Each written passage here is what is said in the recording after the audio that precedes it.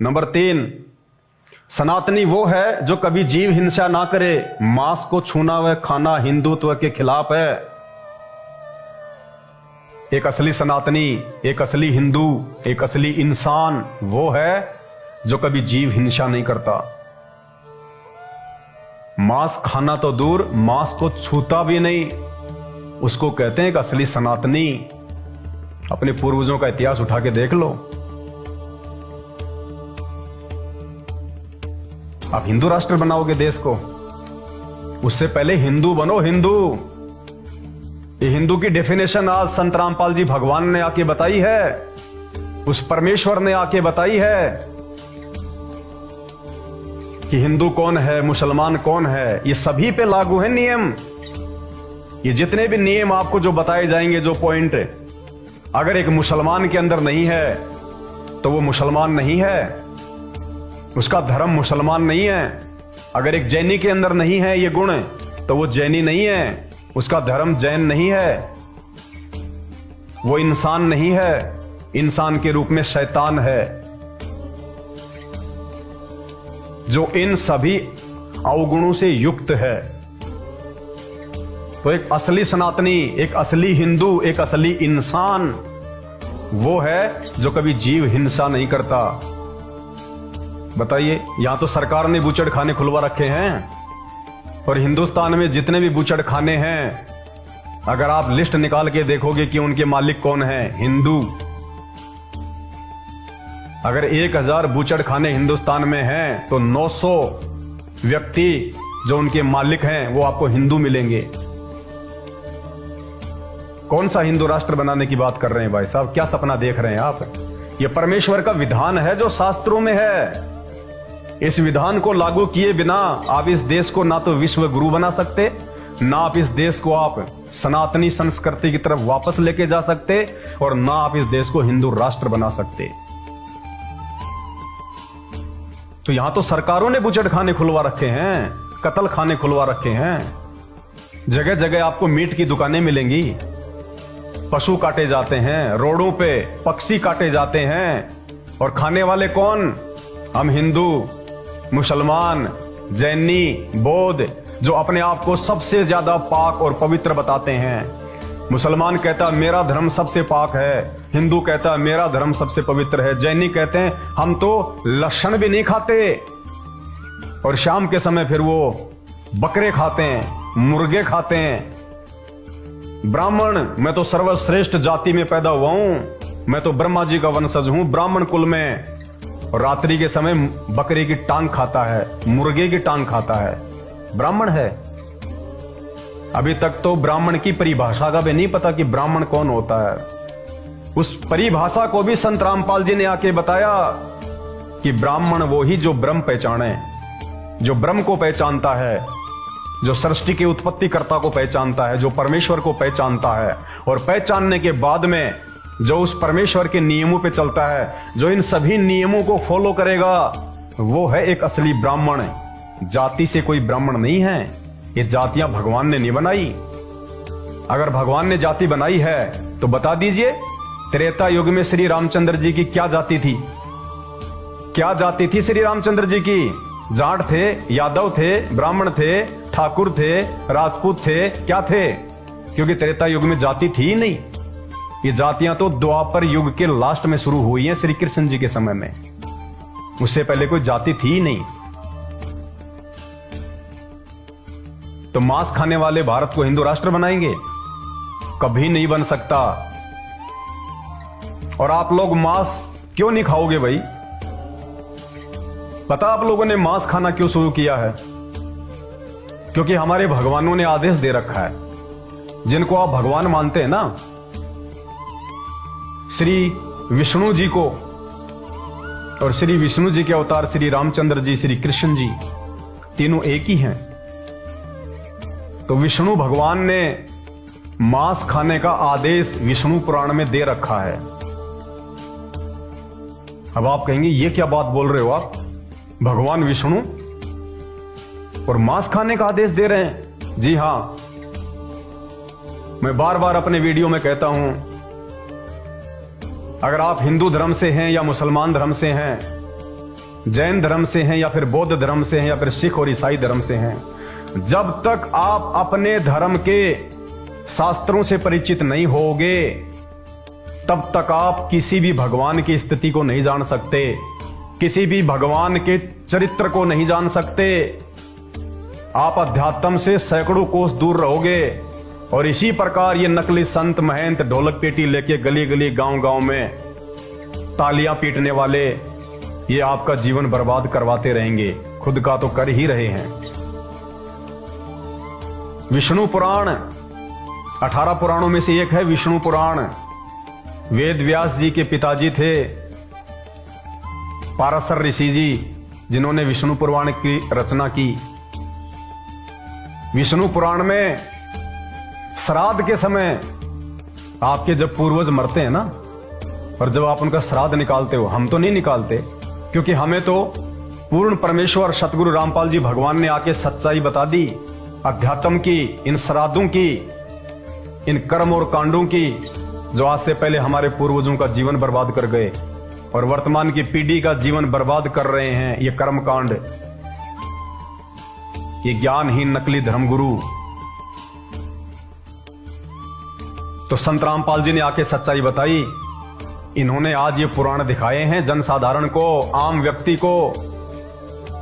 और जब तक आप भी इन शास्त्रों को अपनी आंखों से नहीं देखोगे, इनमें लिखी हुई सच्चाई से परिचित नहीं होगे, आप भी ऐसे धोखा खाते रहोगे, भटकते रहोगे। ये सच्चाई है, पीठ पीछे नहीं बोली जा रही। संत रामपाल जी तो 1994 से इंटरनेशनल टीवी चैनलों पे, साधना टीवी चैनल और श्रद्धा टीवी चैनल, आस्था टीवी चैनल पे दिखा रहे हैं 1994 से। और ये सभी जो हिंदू धर्म के ठेकेदार हैं या जो ये मुसलमान धर्म के ठेकेदार हैं, क्योंकि संत रामपाल जी ने सभी धर्मों को बराबर लिया है। भगवान की नजरों में कोई छोटा बड़ा नहीं होता। पाखंड सभी धर्मों में है, चरम सीमा पे है। मुसलमान धर्म के पैगंबर हजरत मोहम्मद ने कभी मांस नहीं खाया। हजरत मोहम्मद जी कभी भी नमाज पढ़ने के लिए किसी भी मस्जिद में नहीं गए। और आज मुसलमान धर्म में जो पाखंड फैला हुआ है, कोई सीमा नहीं है। आने वाले समय में कुरान शरीफ पे भी वीडियो बना के आपको दिखाए जाएंगे। मुसलमान भाइयों की भी आंखें खोली जाएंगी, क्योंकि मुसलमान धर्म में भी चंद जो धर्मगुरु हैं, क्योंकि आम जनता ज्यादा होती है, धर्मगुरु थोड़े होते हैं। वो काजी, मुल्ला, पीर, पैगंबर, जिनको खुद कुरान शरीफ की जानकारी नहीं है और पूरे मुसलमान समाज को भ्रमित किए बैठे हैं। वो सच्चाई भी संत रामपाल जी ने अपने सत्संगों में दिखाई है, बताई है, कुरान शरीफ को खोल खोल के। तो आने वाले समय में आपको कुरान शरीफ पे भी वीडियो बना के सच्चाई बताई जाएगी, मुसलमान भाइयों को भी। और भाई, जागना हो तो जाग लेना। ये धर्म भगवान ने नहीं बनाए, ये जातियां भगवान ने नहीं बनाई। भगवान ने तो मां के पेट से सबको जेर में लपेट के भेजा है। बाहर आके ना धो के कोई पंडित बन गया, कोई बनिया बन गया, कोई यादव बन गया, कोई जाट बन गया, कोई ठाकर बन गया। भगवान ने तो सबको मां के पेट से शूद्र पैदा किया, शूद्र। सब के सब जेर में लिपट के, गंदगी में लिपट के बाहर आए हैं। बाहर ना धो के सब अपने आप को पाक पवित्र समझने लग गए। सनातनी वो है जो कभी जीव हिंसा ना करे। यहां बात बात पे लड़ाई, बात बात पे झगड़ा, प्रॉपर्टी को लेके झगड़ा, औरतों को लेके झगड़ा, गर्लफ्रेंड को लेके झगड़ा, पद और पोस्ट को लेके झगड़ा, अध्यक्ष के पद को लेके झगड़ा, सरपंच के पद को लेके झगड़ा, मंत्री पद को लेके झगड़ा, राजनीतिक पार्टियों में झगड़ा। कौन कितने आदमी मरवा देता है कोई पता नहीं, अपने स्वार्थ के लिए, अपनी चेयर बचाने के लिए। ये हिंसा। कैसे हिंदू राष्ट्र बनाओगे इस देश को, इस मनमुटाव के बीच? तो हिंदू वह है जो ना कभी मांस खाए और ना कभी मांस को छुए। और हिंदू समाज में मांस खाना क्यों शुरू हुआ? क्योंकि भगवान विष्णु ने आदेश दे रखा है। अपनी आंखों से देखोगे तब आपको पता चलेगा, क्योंकि आपने अभी तक ये शास्त्र पढ़े नहीं और इन नकली संतों ने आपको कभी पढ़ाए नहीं। अगर इन शास्त्रों में लिखी हुई ये सच्चाई अगर आपको ये हिंदू धर्म के संत महंत आचार्य शंकराचार्य यदि आपको बता दें, तो आप इनसे सवाल करने लग जाओगे। और ये जो बातें लिखी हुई हैं, इनका जवाब जिन्होंने इन पुराणों को लिखा है, अनुवाद किया है, उनके पास भी नहीं है, तो वर्तमान के इन संतों के पास में कहां से होगा जवाब। तो देखिए, श्री विष्णु पुराण ये तृतीय अंश है, तीसरा अंश है विष्णु पुराण का, और 16वां अध्याय विष्णु पुराण का तीसरा अंश 16वां अध्याय। पेज नंबर देख लीजिएगा, मार्केट से लाके खरीद के 200 रुपए में आएगा। गीता प्रेस गोरखपुर से प्रकाशित है, जो कि हिंदू समाज में सबसे ज्यादा विश्वसनीय है, एथेंटिक है, कोई झुटला नहीं सकता इसको। ये पेज नंबर देखिएगा 219, पेज नंबर 219, तीसरा अंश 16वां अध्याय। क्या लिखा हुआ है यहां पे? श्री पाराशर ऋषि जी ने, जिसने विष्णु पुराण लिखा है, विष्णु भगवान के आदेश से, विष्णु भगवान का ये जीवनी है, ये पूरी उनके विचार हैं विष्णु पुराण में। जैसे ब्रह्मा पुराण में श्री ब्रह्मा जी का पूरा हिसाब है, पूरा उनका खाता है, उनकी जीवनी है, उनके कर्म और कुकर्म है। ऐसे ही विष्णु पुराण में श्री विष्णु जी का पूरा हिसाब किताब है। क्या उनके विचार हैं, क्या उनकी लीलाएं थी, कौन कौन से उन्होंने युद्ध किए, कौन कौन से उन्होंने अच्छे काम किए, सबका जो मटेरियल है वो श्री विष्णु पुराण में है, 16वां अध्याय। और यहां पे ये श्राद्ध के बारे में लिखा हुआ है, श्राद्ध कर्म के विषय में। श्राद्ध कर्म में विहित और अविहित वस्तुओं का विचार। श्राद्ध, किन मूर्खों ने हमारे को श्राद्ध निकालने सिखा दिए? अरे आपके पूर्वज या आप लोग, आप कहते हो कि भगवान विष्णु पूर्ण परमात्मा है, ब्रह्मा जी पूर्ण परमात्मा है, और उनकी भक्ति करके तो हम उनके लोक में चले जाएंगे, बैकुंठ में चले जाएंगे, हमारी मुक्ति हो जाएगी। एक तरफ तो आपके पूर्वज भगवान विष्णु की भक्ति करके विष्णु जी के लोक में चले गए, आप घर पे उनकी फोटो बनवाते हो उनके मरने के बाद, और नीचे लिखते हो हमारे स्वर्गवासी पिताजी, यानी वो स्वर्ग में चले गए, भगवान के पास चले गए, उनकी मुक्ति हो गई। अरे जब मुक्ति हो गई, भगवान के पास वो चले गए, फिर ये श्राद्ध क्यों निकलवाए जा रहे हैं मुक्ति के लिए? जिनकी जीते जी मुक्ति नहीं हुई, तो मरने के बाद श्राद्ध निकालने से कहां से मुक्ति हो जाएगी? इन नकली ज्ञानहीन धर्म गुरुओं ने, ये सबसे बड़े पाखंडी हैं, समाज के सबसे बड़े दुश्मन हैं ये, जिन्होंने हमारे पूर्वजों को भूत बनवा दिया उल्टी साधना देके। जो व्यक्ति भगवान विष्णु की भक्ति करके विष्णु लोक में गया, मुक्ति हो गई, उसके बाद उसके श्राद्ध क्यों? मुक्ति के लिए, उसकी तृप्ति के लिए, उसकी भूख शांत करने के लिए। अरे भगवान विष्णु के लोक में भी अनाज की कमी है क्या? वहां पे भी खाने दाने की वो कमी है क्या, जो उसकी तृप्ति के लिए आप हर छठे महीने ये श्राद्ध निकालते हो? ये नतीजा है आप और हमारी अज्ञानता का, आप और हमारी उस छोटी सोच का, जो हम संतों के सत्संग नहीं सुनते, जो तत्वदर्शी संत होते हैं। हम कभी अपने शास्त्रों को नहीं पढ़ते, हमने कभी सच्चाई जानने का प्रयास ही नहीं किया, हमने कभी आवश्यकता महसूस ही नहीं की। जैसा इन ज्ञानहीन धर्म गुरुओं ने हमारे को बता दिया, वैसा हमने मान लिया। अरे ये तो देखा देखी हो गई, ये तो अंधविश्वास हो गया। इन्होंने बताया, हमने मान लिया। ये जो भी कथाएं बताते हैं, क्या आप अपने घर पे आके उनको पढ़ते हो? नहीं। तो इसका नतीजा श्राद्ध, हमारे को इस कर्म कांड के अंदर फंसा दिया, सिर्फ अपना पेट भरने के लिए, वो खीर मालपुए खाने के लिए, दान दक्षिणा के चक्कर में। जिस व्यक्ति की भगवान विष्णु की आजीवन भक्ति करते करते मुक्ति नहीं हुई, अब उसके मरने के बाद में, उसके भूत बनने के बाद में ये श्राद्ध निकालने से उसकी मुक्ति होगी? वो खुद अपनी मुक्ति नहीं करवा पाया अपनी भक्ति करके, तुम्हारे द्वारा जो प्रयास किया जाएगा उसकी मुक्ति हो जाएगी? कभी नहीं हो सकती। गरुड़ पुराण को ध्यान से सुनना, उनकी तो दुर्गति होती है नरक में। तो ये श्री विष्णु पुराण पेज नंबर 219, तीसरा अध्याय, तीसरा अंश, 16वां अध्याय। श्राद्ध क्रम में विहित और अविहित वस्तुओं का विचार, यानी भगवान विष्णु के आदेश से पाराशर जी ने यह लिखा है। और क्या कर लिखा है कि जब श्राद्ध निकाले जाते हैं, पाराशर को भी ज्ञान नहीं, क्योंकि बिना तत्वदर्शी संत की शरण में आए ब्रह्मा विष्णु महेश को ज्ञान नहीं हो सकता। पाराशर ऋषि तो कौन से खेत की मूली है।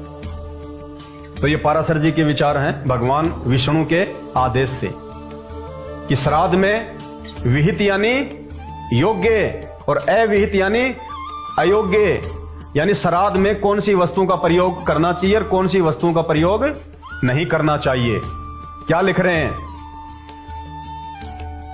और वो बोले हवि, हवि यानी हवन सामग्री, हवि यानी हवन सामग्री, मत्स्य मछली, सशक खरगोश, इसमें आगे लिखा हुआ हिंदी में भी, कोष्टक में भी, मैंने नहीं लिखा, संत रामपाल जी ने नहीं लिखा है, श्री पाराशर ऋषि जी ने लिखा है हजारों वर्ष पहले मूल संस्कृत में। ये देखिए, ये मूल संस्कृत है इसकी, और श्री जय दयाल गोविंदका जी ने वर्तमान में इसका हिंदी में अनुवाद किया है, जैसी ये संस्कृत है।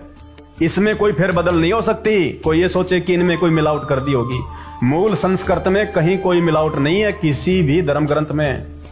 अनुवादकों ने जरूर अपने अपने हिसाब से उनका जो अनुवाद है वो उल्टा सीधा किया है, लेकिन यहां जो अनुवाद जय दयाल गोविंदका जी ने किया है मूल संस्कृत के अनुसार ही किया है, जो बिल्कुल एक्यूरेट है।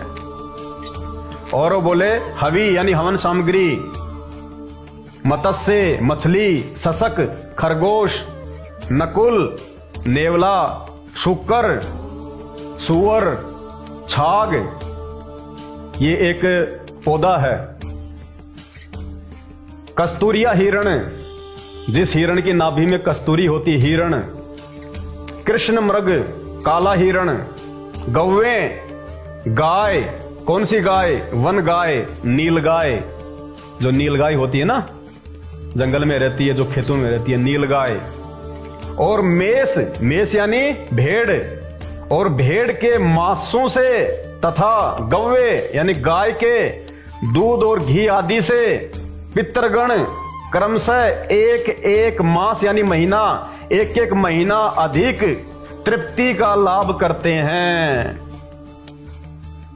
ये भगवान विष्णु का आदेश है हम हिंदुओं के लिए, जो अपने आप को हिंदू कहते हैं। श्री पाराशर ऋषि वेदव्यास जी के पूज्य पिताजी ने ये लिखा है। और क्या लिख रहे हैं पाराशर ऋषि जी हिंदू समाज के लिए? हमें क्या आदेश दे रहे हैं हिंदुओं को कि श्राद्ध में अपने पूर्वजों की तृप्ति के लिए तुमने क्या क्या भोजन बनाना चाहिए, क्या क्या बनाना चाहिए? हवन सामग्री, मछली का मांस बनाना चाहिए, सशक खरगोश का मांस बनाना चाहिए, नकुल नेवले का मांस बनाना चाहिए, शुकर सुअर का मांस बनाना चाहिए, छाग ये एक पौधा है इसकी सब्जी बनानी चाहिए, कस्तूरिया हिरण कस्तूरी वाले हिरण का मांस बनाना चाहिए, कृष्ण मृग जो काला हिरण होता है उसका मांस बनाना चाहिए, गौवे वन गाय नील गाय का मांस बनाना चाहिए रोज का, और भेड़ के मांसों से तथा गौवे और गाय के दूध और घी आदि से। ये दूध और घी इन्होंने मिलावट की है यहाँ पे, इसका भेद संत रामपाल जी ने बताया है। ये जो जय दयाल जो गोविंदका जी हैं जिन्होंने इसका अनुवाद किया है, मूल संस्कृत में कहीं भी दूध और घी नहीं है।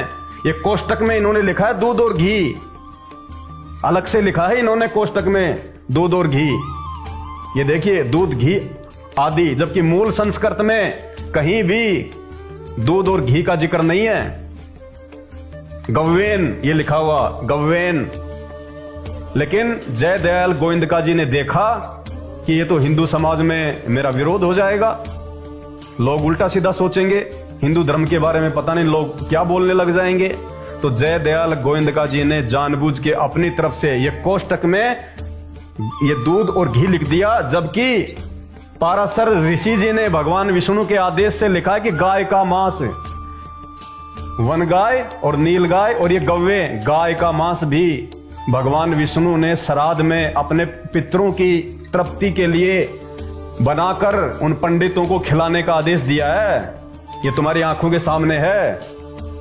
सांच को आंच नहीं, हाथ कंगन को आरसी क्या, पढ़े लिखे को फारसी क्या। और उसके बाद भी यदि कोई कहता है कि नहीं, तो उसको तो मोतियाबिंद का रोग हो रहा है। आंखें स्वस्थ लेकिन दिखाई कुछ भी नहीं देता। ये हकीकत है जो संत रामपाल जी ने बताई, आज इस परमेश्वर ने आके बताई है। क्योंकि इन शास्त्रों में लिखी गई वास्तविक जानकारी को केवल परमात्मा बता सकता है। ये नकली संत संस्कृत के ज्ञाता नहीं बता सकते। तो क्या कह रहे हैं?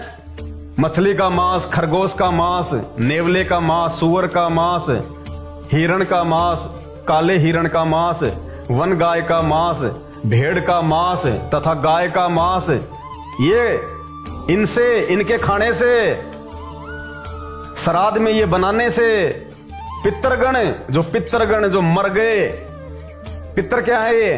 प्रेत, भूत। श्राद्ध किसके निकाले जाते हैं?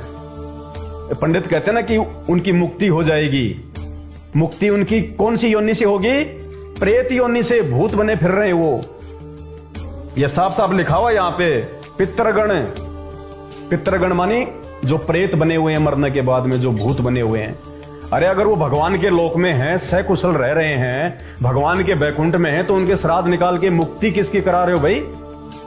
तो ये शास्त्र बताएंगे आपको कि पितरगण यानी वो प्रेत बने हुए हैं जिनके आप श्राद्ध निकाल रहे हो, जिनके पंडित श्राद्ध निकलवाते हैं उनकी मुक्ति के लिए। तो जो पितरगण हैं, जो प्रेत बने हुए हैं, वो कर्म से एक एक मास यानी एक एक महीना अधिक तृप्ति लाभ करते हैं। यानी नॉर्मल जो तुम खाना बनाते हो ना श्राद्ध में, खीर, पूड़ी, सब्जी, हलवा, कहते हैं उसके बजाय अगर इन जानवरों का मांस बना के श्राद्ध में और यदि खाया जाए और उन पंडितों को खिलाया जाए, तो तुम्हारे जो पितरगण होते हैं ना, वो एक एक महीना ज्यादा तृप्ति महसूस करेंगे, तृप्ति अनुभव करेंगे। हाथ कंगन को आरसी क्या, पढ़े लिखे को फारसी क्या। कैसे आप इस देश को हिंदू राष्ट्र बनाओगे? मेरे हिंदू भाइयों, पहले आप हिंदू तो बन जाओ, पहले आप तो जागो। आप किस दिशा में जा रहे हो? आप क्या कर रहे हो? शास्त्रों में क्या लिखा हुआ है और हम क्या कर रहे हैं? भगवान विष्णु ने तो श्राद्धों में मांस पकाने और खाने का आदेश दे रखा है, और तुम लोग खाली खीर में काम निकाल देते हो। तुम तो भगवान का आदेश भी नहीं मान रहे। तुम काहे के भगवान विष्णु के भगत हो? तुम काहे श्री रामचंद्र जी के भगत हो भाई? भगवान ने तो अपना आदेश दिया है श्राद्ध में मांस पका के खाने का, इन पंडितों को खिलाने का, और तुम खाली खीर में काम निकाल रहे हो। जो भगवान का आदेश नहीं मानता वो भगत नहीं होता।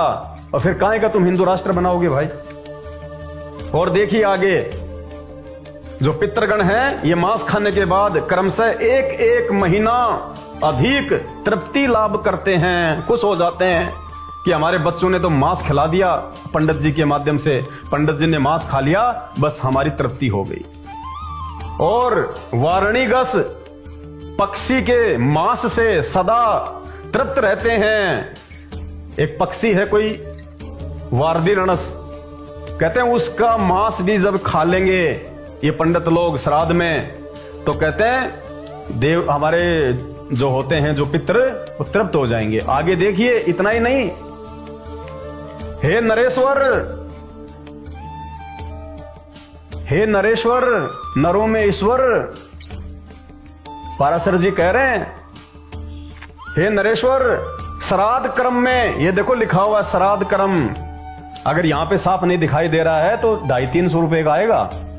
मार्केट से जाके गीता प्रेस गोरखपुर से जो प्रकाशित है, जिसके लेखक हैं जयदयाल गोविंदका जी, ले आना, चश्मा लगा के देखना मेरे भाइयों, जागो, गलतफहमी से बाहर निकलो। ये नकली धर्मगुरु हमारा जीवन बर्बाद कर देंगे। जैसे हमारे पूर्वज भूत बना के अब उनके श्राद्ध निकलवा रहे हैं ना, ऐसे हमारे भी श्राद्ध निकलेंगे, फिर भूत बने फिरेंगे। और कहते हैं भूत की योनि बहुत लंबी होती है, 250-300 साल तक भूत बनता है। बहुत भूत की योनि सबसे ज्यादा दुखी योनि होती है। हे नरेश्वर, श्राद्ध क्रम में गेंडे का मांस, ओहो, गेंडे को भी नहीं छोड़ा। बेचारे गेंडे ने किसका क्या बिगाड़ दिया भाई है? तो पाराशर ऋषि जी भगवान विष्णु के आदेश से हम प्राणियों को आदेश दे रहे हैं कि गेंडे का मांस बन जाए तो कहना है क्या श्राद्ध में। ओहो, पंडित जी भी तृप्त और आपके देवता भी तृप्त और आपके उपित्र भी तृप्त। गेंडे तक का मांस श्राद्ध में खाने का और पकाने का आदेश है। हिंदू राष्ट्र बनाएंगे। हे नरेश्वर, श्राद्ध कर्म में गेंडे का मांस, काल साक, ये जल के अंदर पैदा होने वाला एक पौधा है काल साक, और मधु के दो अर्थ होते हैं, एक होता है शराब, एक होता है शहद। लेखक ने यहां पे शहद लिख दिया ताकि हिंदू समाज में कोई मेरी बेइज्जती ना करे, कोई मुझे उल्टा सीधा ना बोले। जबकि मधु का, अरे जहां मांस खाने का आदेश है तो क्या मधु पीने का आदेश नहीं होगा, शराब पीने का आदेश नहीं होगा? ये आपकी आंखों के सामने है, अगर आंखें आपकी खुल जाएं तो। ये सारे का सारा जो वृत्तांत है, सारा का सारा जो ज्ञान है, संत रामपाल जी ने ये सारा बता के और दिखा के तो समाज की आंखें खोली हैं, हमारे जैसे लोगों की आंखें खोली हैं। ये पढ़ाई लिखाई का यही तो एकमात्र फायदा है। अरे आज से 100 साल पहले पढ़ाई लिखाई नहीं थी, आम व्यक्ति को पढ़ने का अधिकार भी नहीं था।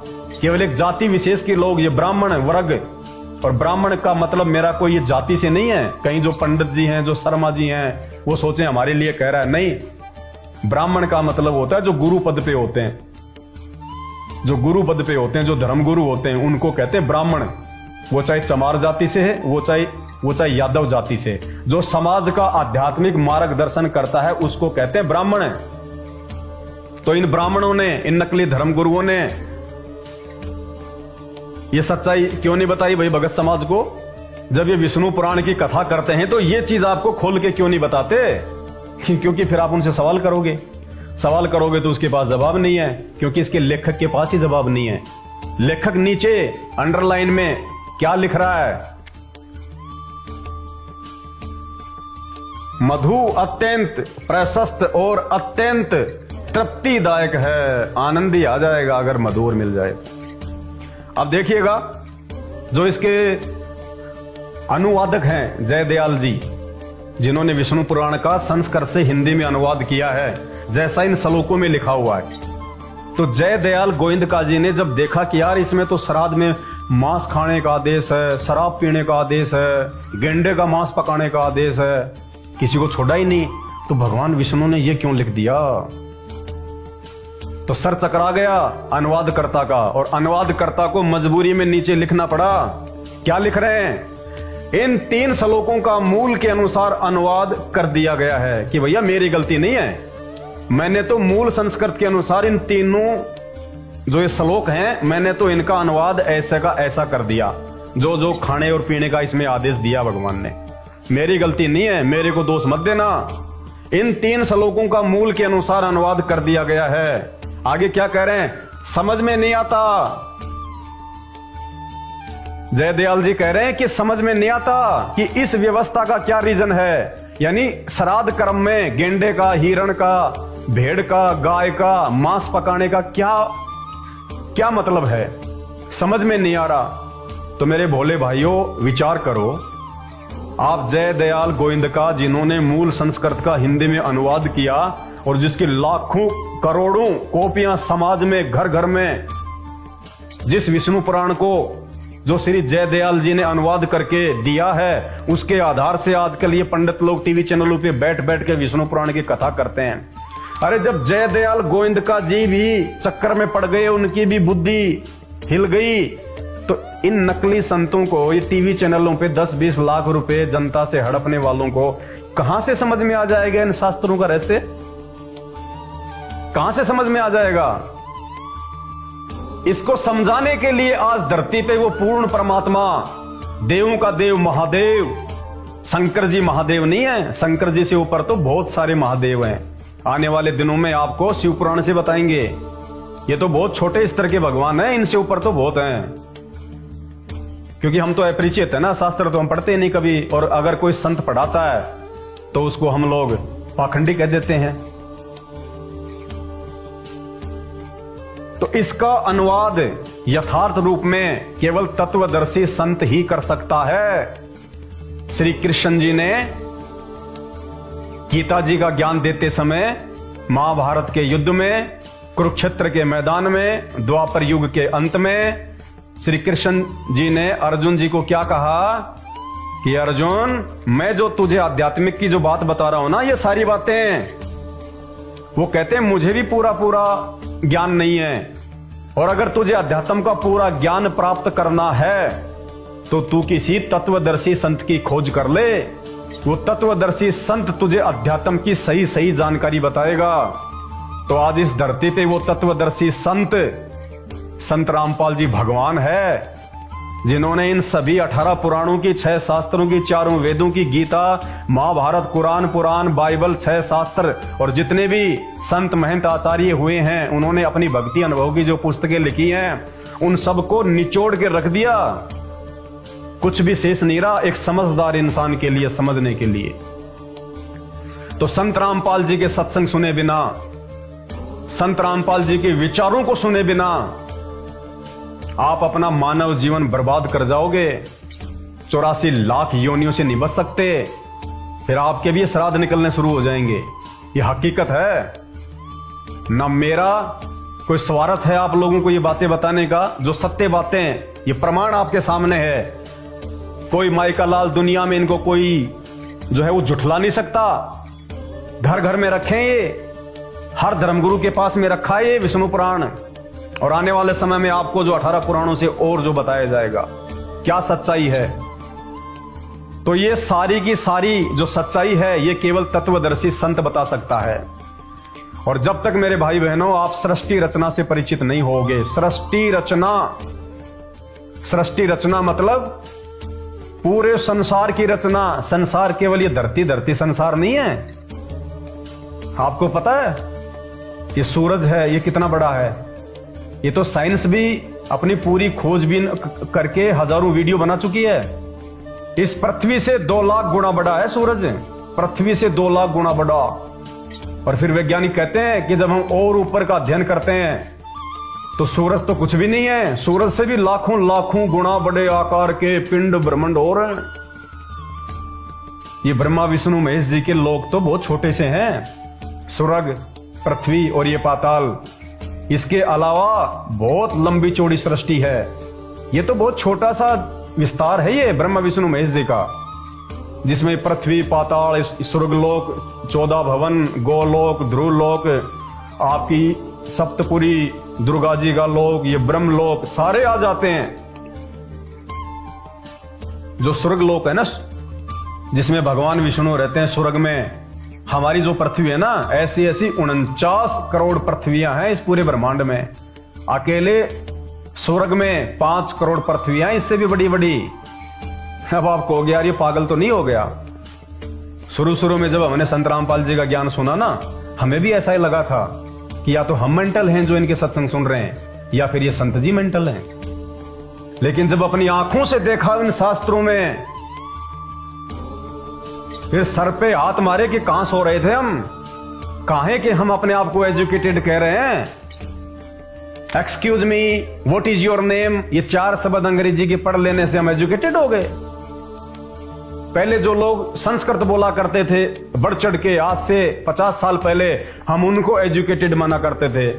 अब संस्कृत का प्रचलन कम हो गया, अब ये अंग्रेजी का चल गया, तो आजकल जो फटाफट अंग्रेजी बोलता है हम उसको ज्यादा बड़ा विद्वान समझने लग गए। किसी भाषा का ज्ञान हो जाने से आदमी विद्वान नहीं होता। आपको अंग्रेजी आ गई, हिंदी आ गई, बाकी भाषाएं तो नहीं आती। 2700 भाषा हैं दुनिया में। आपको 4 भाषा आती होंगी, 20 आती होंगी, आपको 100 भाषा आती होंगी ज्यादा से ज्यादा, बाकी 2600 भाषा और बच गई। तो आप विद्वान तो नहीं है ना। जिसको अंग्रेजी आती है उसको पंजाबी नहीं आती, जिसको पंजाबी आती है उसको उर्दू नहीं आती, जिसको उर्दू आती है उसको फारसी नहीं आती, तो काहे का विद्वान। तो भाषा का ज्ञान हो जाने से कोई विद्वान नहीं होता। असल में विद्वान वो है जो इन शास्त्रों का निष्कर्ष निकाल के और इनके अनुसार अपने जीवन को ढाले, इनके अनुसार अपना जीवन जिए, अपना आध्यात्मिक जीवन जिए, उसको कहते हैं विद्वान। जिसको अपने धर्मशास्त्रों की जानकारी नहीं है, जिसको ये नहीं पता कि मुझे शरीर किस लिए मिला है, खाने कमाने के लिए नहीं मिला। जानवर भी करते हैं ये काम, तो बच्चे पैदा करना, बच्चों का पालन पोषण करना, एक रोटी के टुकड़े के लिए सारा दिन भटकते रहना। इंसान भी पूरा जीवन रोटी के टुकड़े के लिए भटकता रहता है, और एक दिन वो जानवर मर जाता है, इंसान भी मर जाता है। क्या फायदा फिर। अगर जानवर की तरह आए और चले गए तो क्या फायदा फिर ये अनमोल मानव शरीर प्राप्त करने का जो भगवान ने दिया है। कहते माता पिता मिल जाएंगे लख 84 माही, पर सतगुरु की सेवा और भक्ति फेर मिलन की नाई। ये माँ बाप तो अगले जन्म में जब सुअर बनेंगे, हम गधे बनेंगे, हम कुत्ते बनेंगे, वहां भी मिल जाएंगे। लेकिन सुअर, गधे और कुत्ते के जीवन में ये सच्चा सतगुरु और ये आध्यात्मिक ज्ञान, भगवान और भक्ति और मुक्ति, ये उन अन्य योनियों में नहीं मिल सकती। इसलिए इस मानव शरीर को सबसे ज्यादा प्रधानता दी गई है, क्योंकि ये समझ सकता है। कोई समझाए तो, जानवर नहीं समझ सकता। आप चाहे कितना उसको गीता पढ़ाओ, कितना आप उसको शास्त्र पढ़ाओ, वो नहीं समझ सकता। तो आज इस पूरी पृथ्वी पे संत रामपाल जी पूर्ण संत हैं, पूर्ण संत। हिंदुस्तान में जितने भी संत, महंत, शंकराचार्य, मठाधीश हैं, एकमात्र संत रामपाल जी को छोड़ के, और हिंदुस्तानी नहीं, हर धर्म